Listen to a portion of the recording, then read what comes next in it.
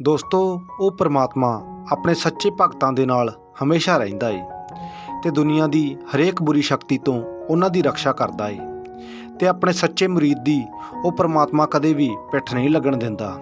ਹਮੇਸ਼ਾ ਆਪਣਾ ਮਿਹਰ ਭਰਿਆ ਹੱਥ ਉਹਨਾਂ ਦੇ ਸਿਰ ਉੱਤੇ ਰੱਖਦਾ ਏ। ਅੱਜ ਦੀ ਕਹਾਣੀ ਇਸ ਟੌਪਿਕ ਤੇ ਆਧਾਰਿਤ ਹੈ। ਤੁਸੀਂ ਇਸ ਕਹਾਣੀ ਨੂੰ ਪੂਰਾ ਸੁਣੋ। ਕਹਾਣੀ ਦੇ ਐਂਡ ਵਿੱਚ ਤੁਹਾਨੂੰ ਇੱਕ ਵਧੀਆ ਮੈਸੇਜ ਵੀ ਜ਼ਰੂਰ ਮਿਲੇਗਾ। ਇੱਕ ਸਮੇਂ ਦੀ ਗੱਲ ਹੈ ਕਿ ਇੱਕ ਪਿੰਡ ਵਿੱਚ ਇੱਕ ਗਰੀਬ ਕਿਸਾਨ ਰਹਿੰਦਾ ਸੀ, ਜਿਸ ਦਾ ਨਾਮ ਕੌਰਾ ਸੀ ਤੇ ਉਸ ਦੀ ਪਤਨੀ ਦਾ ਨਾਮ ਗੁੱਡੋ ਸੀ। ਕੌਰਾ ਸਿੱਧਾ ਸਾਦਾ ਤੇ ਅਨਪੜ੍ਹ ਸੀ, ਪਰ ਉਸ ਦੀ ਪਤਨੀ ਥੋੜ੍ਹੀ ਹੁਸ਼ਿਆਰ ਸੀ। ਉਹ ਖੇਤੀ ਕਰਕੇ ਆਪਣਾ ਗੁਜ਼ਾਰਾ ਕਰਿਆ ਕਰਦਾ ਸੀ। ਕੌਰੇ ਦਾ ਪਰਮਾਤਮਾ ਵਿੱਚ ਬਹੁਤ ਅਟੁੱਟ ਵਿਸ਼ਵਾਸ ਸੀ। ਉਸ ਦਾ ਮੁੱਖ ਕਿੱਤਾ ਖੇਤੀ ਹੀ ਸੀ, ਪਰ ਉਹ ਖੇਤੀਬਾੜੀ ਵਿੱਚ ਇੰਨਾ ਜ਼ਿਆਦਾ ਸਫਲ ਨਹੀਂ ਸੀ, ਕਿਉਂਕਿ ਇੱਕ ਤਾਂ ਉਹਦਾ ਖੇਤ ਛੋਟਾ ਸੀ ਤੇ ਦੂਜਾ ਉਹਦਾ ਖੇਤ ਰੇਤਲਾ ਸੀ। ਪਰ ਔਖੇ ਸੌਖੇ ਹੋ ਕੇ ਮਜ਼ਦੂਰੀ ਕਰਕੇ ਉਹ ਆਪਣੇ ਪਰਿਵਾਰ ਦਾ ਪੇਟ ਪਾਲ ਰਿਹਾ ਸੀ। ਪਰ ਇੱਕ ਵਾਰ ਫਸਲ ਦੀ ਕਟਾਈ ਦੇ ਸਮੇਂ 'ਤੇ ਬਹੁਤ ਜ਼ਿਆਦਾ ਬਾਰਿਸ਼ ਹੋਈ, ਜਿਸ ਦੇ ਕਾਰਨ ਫਸਲ ਦਾ ਝਾੜ ਬਹੁਤ ਘੱਟ ਨਿਕਲਿਆ, ਜਿਹਦੇ ਨਾਲ ਕੌਰੇ ਦੀ ਹਾਲਤ ਹੋਰ ਜ਼ਿਆਦਾ ਪਤਲੀ ਹੋ ਗਈ। ਘਰ ਵਿੱਚ ਖਾਣ ਪੀਣ ਵਾਲੀਆਂ ਚੀਜ਼ਾਂ ਦੀ ਕਮੀ ਹੋਣ ਲੱਗੀ ਤੇ ਉਹਦਾ ਹੱਥ ਆਰਥਿਕ ਪੱਖੋਂ ਵੀ ਬਹੁਤ ਜ਼ਿਆਦਾ ਤੰਗ ਹੋ ਗਿਆ। ਪਰ ਕੌਰੇ ਨੂੰ ਇਸ ਗੱਲ ਦਾ ਪੂਰਾ ਵਿਸ਼ਵਾਸ ਸੀ ਕਿ ਉਹਦਾ ਪਰਮਾਤਮਾ ਉਸ ਨੂੰ ਤੇ ਉਹਦੇ ਪਰਿਵਾਰ ਨੂੰ ਇਸ ਤਰ੍ਹਾਂ ਭੁੱਖਮਰੀ ਤੇ ਗਰੀਬੀ ਵਿੱਚ ਰੁਲਣ ਨਹੀਂ ਦੇਵੇਗਾ। ਕੌਰਾ ਆਪਣੀ ਪਤਨੀ ਦੇ ਨਾਲ ਗੱਲਬਾਤ ਕਰਦਾ ਹੈ ਕਿ ਖੇਤ ਵਿੱਚ ਹੁਣ ਮੈਂ ਫਸਲ ਬੀਜਣੀ ਹੈ, ਪਰ ਸਾਡੇ ਕੋਲ ਤਾਂ 1 ਵੀ ਰੁਪਈਆ ਨਹੀਂ ਹੈ। ਮੈਂ ਫਸਲ ਬੀਜਣ ਦੇ ਲਈ ਬੀਜ ਕਿੱਥੋਂ ਲੈ ਕੇ ਆਵਾਂ?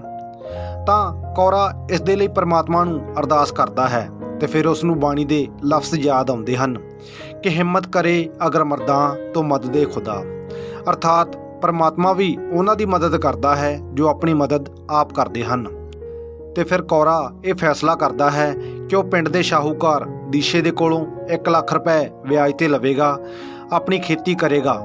ਉਹ ਖੂਬ ਮਿਹਨਤ ਤੇ ਲਗਨ ਦੇ ਨਾਲ ਖੇਤ ਵਿੱਚ ਕੰਮ ਕਰੇਗਾ, ਸ਼ਾਹੂਕਾਰ ਦਾ ਕਰਜ਼ਾ ਵੀ ਉਤਾਰ ਦੇਵੇਗਾ ਤੇ ਆਪਣੇ ਪਰਿਵਾਰ ਨੂੰ ਗਰੀਬੀ ਤੇ ਭੁੱਖਮਰੀ ਤੋਂ ਵੀ ਬਚਾ ਲਵੇਗਾ। ਤੇ ਫਿਰ ਕੌਰਾ ਦੀਸ਼ੇ ਸ਼ਾਹੂਕਾਰ ਦੇ ਕੋਲ ਜਾ ਕੇ ਕਰਜ਼ੇ ਦੀ ਮੰਗ ਕਰਦਾ ਹੈ।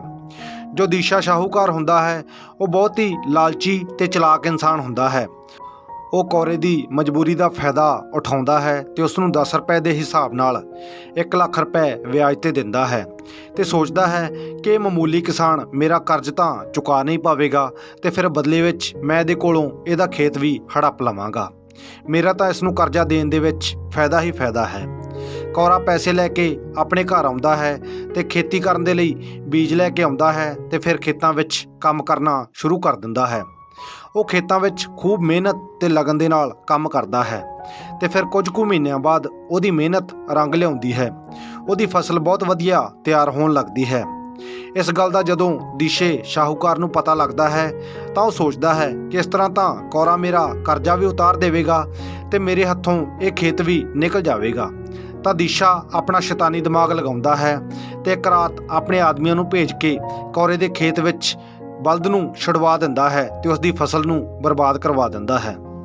ਤੇ ਫਿਰ ਦੂਜੇ ਦਿਨ ਜਦੋਂ ਕੌਰਾ ਆਪਣੇ ਖੇਤ ਵਿੱਚ ਜਾਂਦਾ ਹੈ ਤੇ ਆਪਣੀ ਫਸਲ ਨੂੰ ਉਜੜਿਆ ਹੋਇਆ ਦੇਖ ਕੇ ਉਹ ਬਹੁਤ ਪਰੇਸ਼ਾਨ ਹੋ ਜਾਂਦਾ ਹੈ।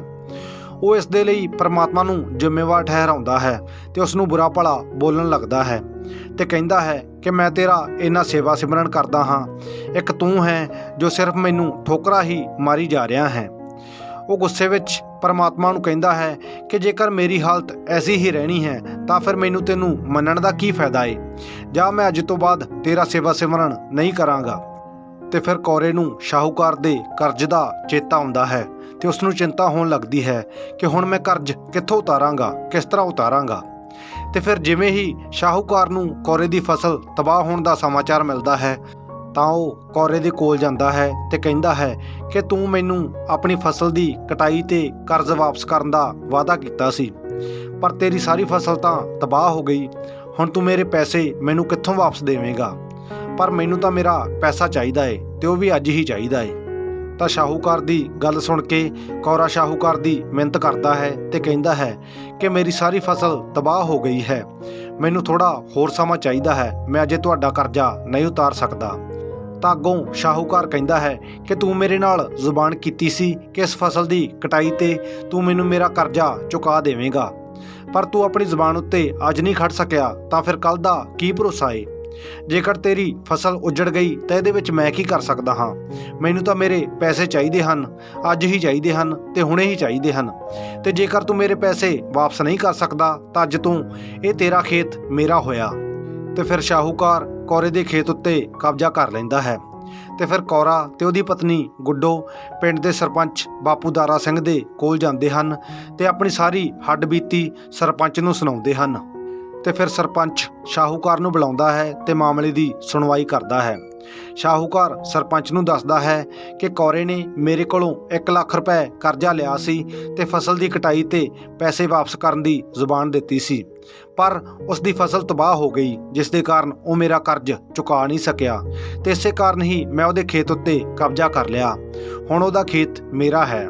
ਤਾਂ ਸਾਰੀ ਗੱਲ ਸੁਣਨ ਤੋਂ ਬਾਅਦ ਸਰਪੰਚ ਨੂੰ ਥੋੜ੍ਹੇ ਜਿਹੇ ਪੈਸਿਆਂ ਦੇ ਬਦਲੇ ਵਿੱਚ ਖੇਤ ਉੱਤੇ ਕਬਜ਼ਾ ਕਰਨ ਵਾਲੀ ਗੱਲ ਉੱਤੇ ਸ਼ੰਕਾ ਹੁੰਦੀ ਹੈ, ਕਿਉਂਕਿ ਕਰਜ਼ਾ ਸਿਰਫ 1 ਲੱਖ ਰੁਪਏ ਸੀ ਤੇ ਖੇਤ ਦੀ ਕੀਮਤ ਕਿਤੇ ਜ਼ਿਆਦਾ ਸੀ। ਤਾਂ ਸਰਪੰਚ ਨੂੰ ਸਮਝ ਆਉਂਦਾ ਹੈ ਕਿ ਸ਼ਾਹੂਕਾਰ ਨੇ ਕੌਰੇ ਦੇ ਭੋਲੇਪਨ ਦਾ ਫਾਇਦਾ ਉਠਾਇਆ ਹੈ ਤੇ ਧੋਖਾਧੜੀ ਦੇ ਨਾਲ ਉਹਦੇ ਖੇਤ ਉੱਤੇ ਕਬਜ਼ਾ ਕਰ ਲਿਆ ਹੈ। ਤੇ ਸਰਪੰਚ ਸ਼ਾਹੂਕਾਰ ਦੇ ਐਸਾ ਕਰਨ ਉੱਤੇ ਉਹਦੀ ਖੂਬ ਬੇਇੱਜ਼ਤੀ ਕਰਦਾ ਹੈ। ਤੇ ਫਿਰ ਸਰਪੰਚ ਕਹਿੰਦਾ ਹੈ ਕਿ ਇਸ ਗੱਲ ਦਾ ਫੈਸਲਾ ਮੈਂ ਕੌਰੇ ਤੇ ਉਸਦੀ ਪਤਨੀ ਦੀ ਕਿਸਮਤ ਉੱਤੇ ਛੱਡਦਾ ਹਾਂ। ਤੇ ਫਿਰ ਸਰਪੰਚ ਕਹਿੰਦਾ ਹੈ ਕਿ ਇੱਥੇ ਜ਼ਮੀਨ ਉੱਤੇ ਕਾਲੇ ਤੇ ਚਿੱਟੇ 2 ਤਰ੍ਹਾਂ ਦੇ ਕੰਕਰ ਪਏ ਹਨ। ਸ਼ਾਹੂਕਾਰ ਇਹਨਾਂ ਕੰਕਰਾਂ ਵਿੱਚੋਂ 2 ਅਲੱਗ-ਅਲੱਗ ਰੰਗ ਦੇ ਕੰਕਰ ਉਠਾ ਕੇ ਆਪਣੇ ਝੋਲੇ ਦੇ ਵਿੱਚ ਪਾਵੇਗਾ। ਕੌਰੇ ਦੀ ਪਤਨੀ ਬਿਨਾਂ ਦੇਖੇ ਉਸ ਝੋਲੇ ਦੇ ਵਿੱਚੋਂ 1 ਕੰਕਰ ਉਠਾਵੇਗੀ। ਜੇਕਰ ਕੰਕਰ ਕਾਲਾ ਨਿਕਲਿਆ ਤਾਂ ਕੌਰੇ ਨੂੰ ਆਪਣਾ ਖੇਤ ਸ਼ਾਹੂਕਾਰ ਨੂੰ ਦੇਣਾ ਹੋਵੇਗਾ ਤੇ ਜੇਕਰ ਕੰਕਰ ਚਿੱਟਾ ਨਿਕਲਿਆ ਤਾਂ ਕੌਰੇ ਦਾ ਸਾਰਾ ਕਰਜ਼ਾ ਮਾਫ ਕਰ ਦਿੱਤਾ ਜਾਵੇਗਾ ਤੇ ਉਹਦਾ ਖੇਤ ਵੀ ਉਸ ਨੂੰ ਵਾਪਸ ਮਿਲ ਜਾਵੇਗਾ। ਤਾਂ ਪੰਚਾਇਤ ਦਾ ਫੈਸਲਾ ਸੁਣ ਕੇ ਕੌਰਾ ਤੇ ਉਸਦੀ ਪਤਨੀ ਦੋਵੇਂ ਚਿੰਤਾ ਵਿੱਚ ਪੈ ਜਾਂਦੇ ਹਨ ਤੇ ਪਰਮਾਤਮਾ ਨੂੰ ਮਨ ਹੀ ਮਨ ਅਰਦਾਸਾਂ ਕਰਨ ਲੱਗਦੇ ਹਨ। ਪਰ ਸ਼ਾਹੂਕਾਰ ਅੰਦਰ ਹੀ ਅੰਦਰ ਬਹੁਤ ਖੁਸ਼ ਹੁੰਦਾ ਹੈ। ਤੇ ਫਿਰ ਸ਼ਾਹੂਕਾਰ ਜ਼ਮੀਨ ਤੋਂ 2 ਕੰਕਰ ਉਠਾਉਂਦਾ ਹੈ ਤੇ ਆਪਣੇ ਝੋਲੇ ਵਿੱਚ ਪਾ ਲੈਂਦਾ ਹੈ। ਤੇ ਜਦੋਂ ਸ਼ਾਹੂਕਾਰ ਕੰਕਰ ਉਠਾ ਕੇ ਝੋਲੇ ਵਿੱਚ ਪਾ ਰਿਹਾ ਹੁੰਦਾ ਹੈ ਤਾਂ ਕੌਰੇ ਦੀ ਪਤਨੀ ਗੁੱਡੋ ਦੇਖਦੀ ਹੈ ਕਿ ਸ਼ਾਹੂਕਾਰ ਨੇ ਸਾਰਿਆਂ ਦੀਆਂ ਨਜ਼ਰਾਂ ਤੋਂ ਬਚਾ ਕੇ ਬੜੀ ਹੀ ਚਲਾਕੀ ਦੇ ਨਾਲ ਦੋਵੇਂ ਕੰਕਰ ਕਾਲੇ ਰੰਗ ਦੇ ਹੀ ਚੁੱਕ ਕੇ ਆਪਣੇ ਝੋਲੇ ਵਿੱਚ ਪਾਏ ਹਨ। ਹੁਣ ਜੇਕਰ ਗੁੱਡੋ ਕੋਈ ਵੀ ਕੰਕਰ ਉਠਾਵੇਗੀ ਤਾਂ ਉਹ ਕਾਲਾ ਹੀ ਨਿਕਲੇਗਾ, ਪਰ ਉਸਨੇ ਤਾਂ ਕਿਸੇ ਵੀ ਤਰ੍ਹਾਂ ਇਸ ਮੁਸੀਬਤ ਦੇ ਵਿੱਚੋਂ ਬਾਹਰ ਨਿਕਲਣਾ ਸੀ। ਤਾਂ ਗੁੱਡੋ ਆਪਣਾ ਥੋੜ੍ਹਾ ਦਿਮਾਗ ਲਗਾਉਣ ਲੱਗੀ। ਉਹਦੇ ਕੋਲ ਹੁਣ 2 ਹੀ ਰਸਤੇ ਸਨ।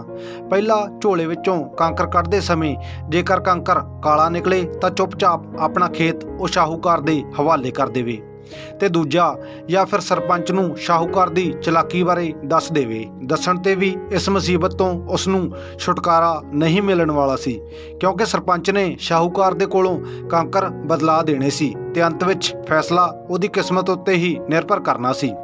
ਉਹ ਐਸੀ ਤਰਕੀਬ ਸੋਚਣ ਲੱਗੀ ਜਿਹਦੇ ਨਾਲ ਉਸ ਨੂੰ ਸਰਪੰਚ ਨੂੰ ਕੁਝ ਦੱਸਣਾ ਵੀ ਨਾ ਪਵੇ ਤੇ ਸ਼ਾਹੂਕਾਰ ਦੇ ਕੋਲੋਂ ਉਹ ਆਪਣਾ ਖੇਤ ਵੀ ਬਚਾ ਲਵੇ ਤੇ ਕਰਜ਼ਾ ਵੀ ਮਾਫ ਹੋ ਜਾਵੇ।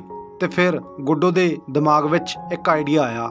ਉਹ ਅੱਗੇ ਵਧੀ ਤੇ ਅੱਖਾਂ ਬੰਦ ਕਰਕੇ ਉਸਨੇ ਸ਼ਾਹੂਕਾਰ ਦੇ ਝੋਲੇ ਵਿੱਚ ਹੱਥ ਪਾਇਆ ਤੇ 1 ਕੰਕਰ ਚੁੱਕਿਆ, ਪਰ ਬਿਨਾਂ ਦੇਖੇ ਹੀ ਉਸ ਕੰਕਰ ਨੂੰ ਉਸਨੇ ਜ਼ਮੀਨ ਉੱਤੇ ਸੁੱਟ ਦਿੱਤਾ ਤੇ ਜ਼ਮੀਨ ਉੱਤੇ ਡਿੱਗਦੇ ਸਾਰ ਹੀ ਉਹ ਕੰਕਰ ਬਾਕੀ ਕੰਕਰਾਂ ਦੇ ਨਾਲ ਜਾ ਮਿਲਿਆ।